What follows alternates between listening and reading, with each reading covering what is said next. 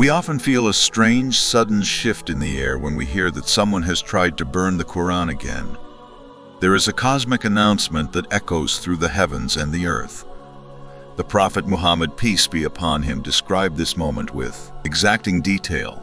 He taught us that the enemies of truth would try to extinguish the light of Allah's words, but they would never succeed. For the believer, this brings a mixture of pain and unbreakable certainty. We think to ourselves, how can they still try to burn the book of Allah after all these centuries? We imagine the flames rising and the pages turning to ash. But then, the reality of what is happening this week begins to sink in. We find ourselves surrounded by reports of fresh attempts to set the Quran on fire in different parts of the world. We feel the old familiar whispers of anger, sadness, or helplessness crawling back into our minds. And we ask the question that has haunted every Muslim for 14 centuries. If people are burning the Quran again this week, then why does it never actually get destroyed? The answer lies in a secret of the unseen world that many people overlook, while the enemies of Islam try to burn the physical copies. There is one divine promise that has never been broken. There is one eternal protection that guards every letter, every word, and every ayah. Even when the fire is lit, this is Allah's own guarantee to preserve His final revelation until the end of time. The concept of the Quran's divine preservation is one of the most chilling and fascinating parts of Islamic belief. Every human being walking this earth, regardless of their faith or their righteousness, will one day stand before this preserved book.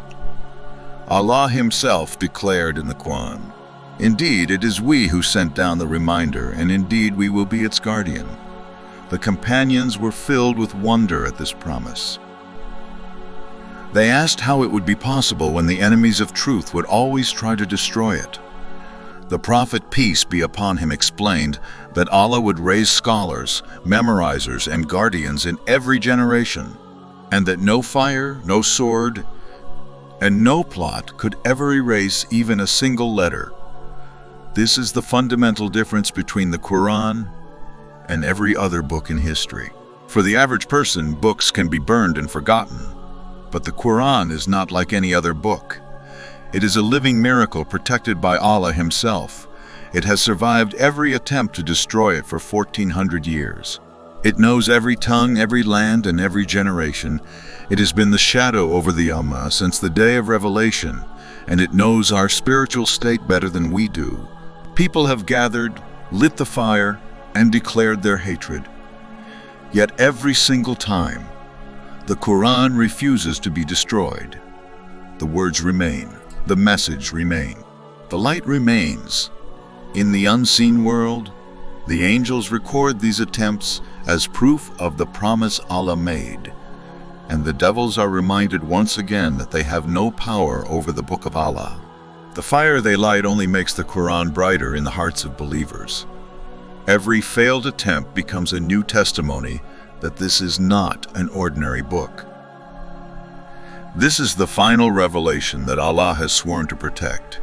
However, Allah has given us a profound spiritual lesson through these attempts. There is a deep connection between the physical Quran and the state of our own hearts.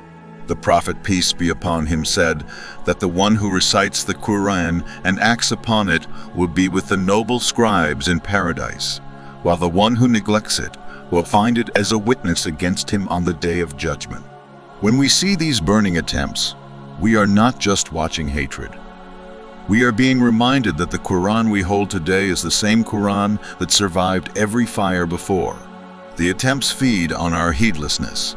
When we indulge in excessive distraction, excessive dunya, and excessive distance from the book, our connection becomes weak. But when we return to it with full sincerity, we are literally strengthening the chain of preservation in our own lives. As the world tries to burn the Quran, our spiritual attachment actually becomes sharper. The whispers of doubt become thin and powerless. This is why many believers feel a sense of incredible strength and hope right now. It is because the soul is being called back to the book that no fire can ever destroy. The goal of these signs is to reach the state that the Prophet, peace be upon him, prepared us for. To live with the Queen as our constant companion until our last breath, while we cannot stop the hands that try to burn it, we can make it the light of our own lives. We can train our hearts to the point where the Quran becomes our intercessor, not our accuser. This transformation happens through 3 specific actions that act as spiritual shields when the fire is lit. Continuous recitation. The Quran hates to be neglected. Every time you open it and recite even one ayah, it is like a physical light that pushes away the darkness that wants you to forget your Lord. Make your tongue and your heart never still from its words. The Quran is the ultimate frequency that protects us from every trial. By reciting Surah Al-Hijr, the very chapter that contains Allah's promise of preservation, you are creating an environment where fear and doubt cannot breathe. You are replacing the whispers of the world with the speech of Allah Himself, sincere implementation. The Quran's greatest power comes when we act upon it, when you live by its commands with regret for past neglect and firm intention to change. The book itself becomes your defender. You effectively reboot your spiritual system, and the preserved words become your closest companion.